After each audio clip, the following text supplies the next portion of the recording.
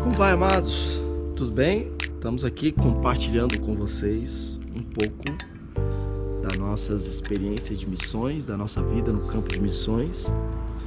E algo que é bastante comentado com a gente, comigo, é sobre como é que eu consegui vencer as lutas em relação à finança, né? Essa situação de finança, porque é uma coisa bastante difícil para quem vai para o campo de missões, né? Essa questão da insegurança na questão financeira. Talvez, para quem não tem experiência disso, às vezes as pessoas acham que receber ofertas de igreja, você receber ofertas de igreja é algo muito seguro, sabe? Não, a igreja falou que vai dar, tá dando e já tá suprindo toda a necessidade. Existe uma certa mentalidade, né? De muitos no ambiente da igreja, de que a igreja tem todo o recurso, sabe? Se a igreja falou, pode ser uma igreja até média, não precisa ser uma igreja muito grande, não. Uma igreja de médio porte. Se a igreja falar assim, vai dar o recurso, tá tudo suprido, sabe? Peniel vai ter o aluguel, água, luz, pago, tá. É como se fosse... Vocês entendem por que eu gravo dentro do carro? Eu não quero gravar dentro do carro. Minha esposa, ela fala assim, não grava dentro do carro, porque parece que não passa tanta seriedade, é a opinião dela, né? Mas a questão é que eu não tenho onde gravar, irmão. Olha aqui, ó, a zoadeira aí. Mas, irmão, voltando ao assunto, não é isso, sabe? Não é isso, o missionário, existe muita falha, né? O recurso enviado para o campo, normalmente, as pessoas elas fazem a comparação da finança, muitas vezes da sua realidade financeira e não do campo de missões. E você não pode fazer essa comparação. Às vezes, a cesta básica aqui custa... Vou dar um exemplo aqui, tá? Se a cesta básica aqui custa R$150, que eu acho que tá barato, tá bem mais do que isso, né? Mas vamos dizer, vou dar um exemplo. Aqui a cesta básica tá custando 150, às vezes no campo tá custando R$350, R$400, tá? Porque lá, por causa da inflação, por causa da moeda, por causa do câmbio e tanta coisa, a alimentação fica muito mais cara. Aqui o preço do aluguel, aqui na igreja, é tanto, é X. Às vezes lá no campo é 3 vezes X. Então assim, a realidade de você viver uma vida simples. Não tô falando de você viver, sabe, uma vida uau. Não, uma vida simples. E tem muita gente que não tem esse entendimento, essa compreensão, né? Outra situação também, que muitas vezes quando a igreja ela vai falar de missões, as pessoas da igreja elas estão pensando apenas na manutenção do missionário. Aluguel, água, luz, comida, almoço, janta. Se ele tem filho, aonde que o filho vai estudar e etc. É a manutenção do missionário. Por que existe esse tipo de pensamento?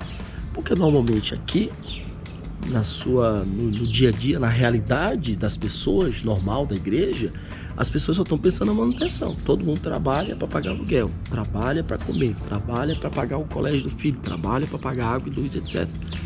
As pessoas, elas normalmente, 99% das pessoas estão nisso. É difícil, é um número muito pequeno de pessoas que estão na igreja, que trabalha para se manter e, além disso, essa pessoa ainda desenvolve um projeto. O projeto é a segunda família. Tá? O projeto é a segunda família. E eu já tenho feito vídeos falando sobre isso aqui, que o missionário ele tem que ter bastante cuidado, porque às vezes ele é tão tomado pelo projeto e ele acaba sufocando o cuidado da manutenção da própria família. Isso as pessoas nem passam na cabeça de muita gente que isso pode acontecer. O missionário tá tão ali, ó, e gasta com não sei o que, e gasta com não sei o que do projeto, e gasta quando vê o filho não tem um sapato. O filho tá... Entendeu? Não tem um sapato para colocar para ir pro colégio, para ir para a igreja. Por quê? Porque todo o dinheiro vai pro projeto, né? Então tem que haver um equilíbrio nisso aqui. Mas vamos lá, vamos entrar aqui numa situação que eu quero compartilhar com vocês, que foi muito forte para mim. Pode ser que alguém venha passar isso aqui e eu quero deixar uma palavra no final sobre esse assunto. Eu e minha esposa, nós sentamos e tivemos a convicção de que Deus estava nos enviando, né? Eu já tinha passado a experiência com os meus pais, de vir do Nordeste pra cá, pro Paraguai. Eu falo pra cá porque agora eu tô no Paraguai, né? Mas a minha esposa não tinha essa experiência, né? Ela não teve essa experiência de viver esse momento e Deus estava dando essa experiência para ela. Então nós sentamos e, vamos vender tudo. Tudo que a gente tem nós vamos fazer dinheiro. Então a gente tinha um carro, nós vendemos nosso carro, geladeira, cama, tudo. Tudo que nosso resumiu em umas malas. Eu lembro que umas caixas também, tinha alguns livros que eu levei, né, para estudar a palavra, tá? Que eu guardei esses livros, não eram muitos, mas eu levei. Outros eu deixei aqui, doei, tá? E eu tinha algumas malas. E minha esposa estava grávida, de 2 meses, né, uma gestante de 2 meses. E nós fomos para Bolívia. Chegamos na Bolívia, nós tivemos o gasto de ir daqui para lá. Tivemos o gasto da chegada, aluguel, tá? Tivemos o gasto das documentações. Irmão, nosso dinheiro ia só terminando.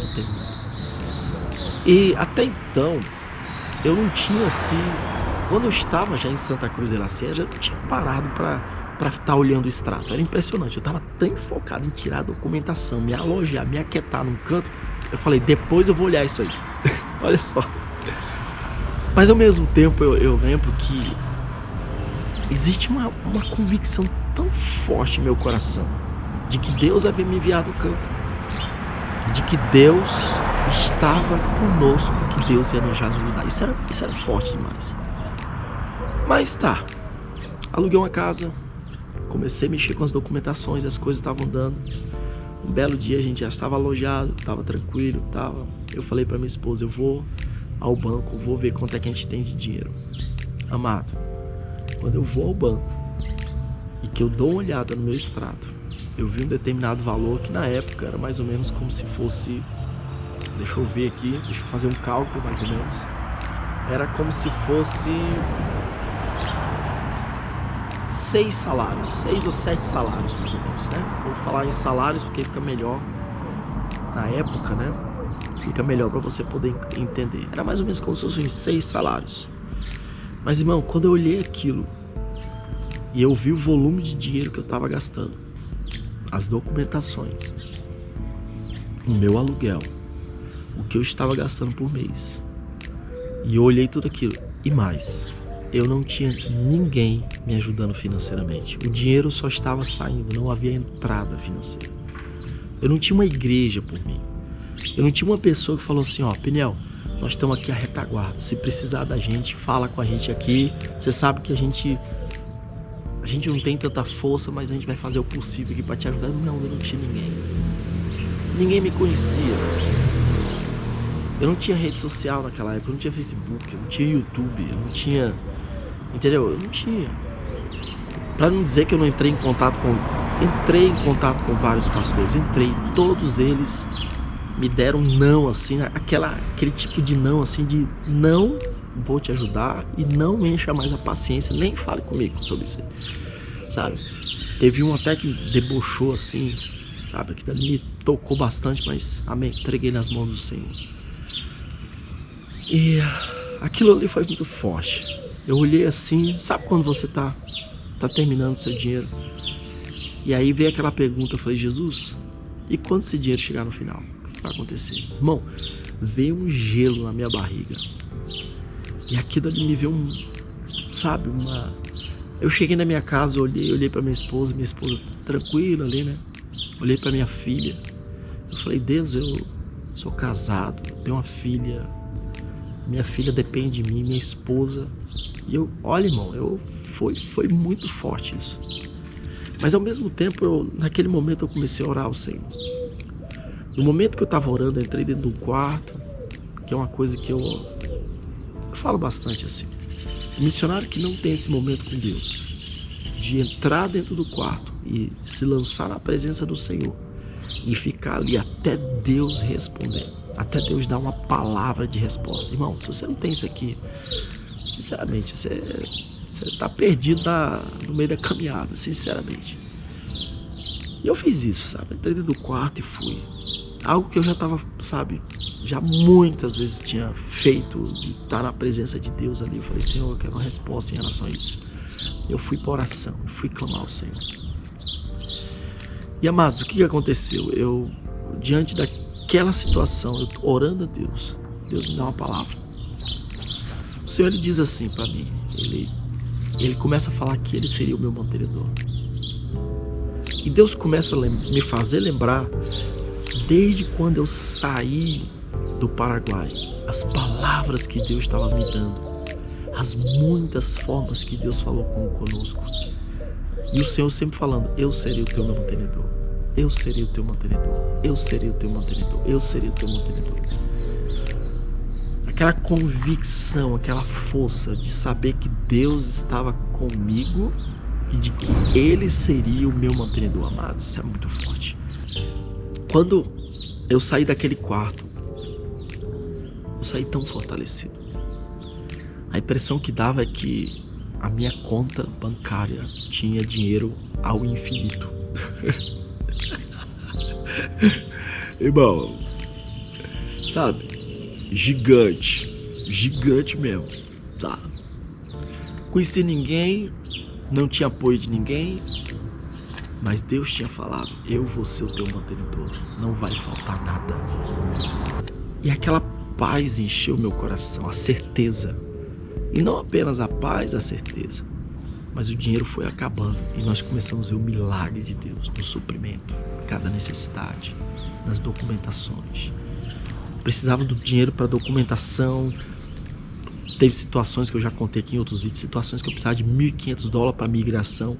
E Deus levantou uma irmã lá de Brasília, levantou outra irmãzinha não sei da onde, levanta um irmão daqui, da lá, e o dinheiro vai chegando na conta. Aí eu vou lá, pego o dinheiro, pago os documentos.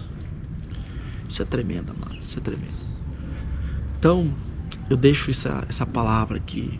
Eu creio que tudo bem, você pode lutar para levantar os mantenedores, você pode lutar para levantar as pessoas para te ajudar no trabalho de missões, mas que você possa guardar essa palavra, que Deus possa ser o seu mantenedor em primeiro lugar. A confiança, porque na hora que aquela igreja falhar, na hora que aquela associação falhar, na hora que aqueles irmãos que prometeram te ajudar falharem, você vai para a presença de Deus. E o mesmo Deus que falou contigo para você ir para o campo, é o mesmo Deus que vai levantar pessoas fiéis para estar ao teu lado. Amém? Isso aqui é poderoso. Bom, forte abraço, Deus te abençoe, continua firme fazendo a obra do Senhor, que a glória do Senhor seja sobre a sua vida. Deus abençoe.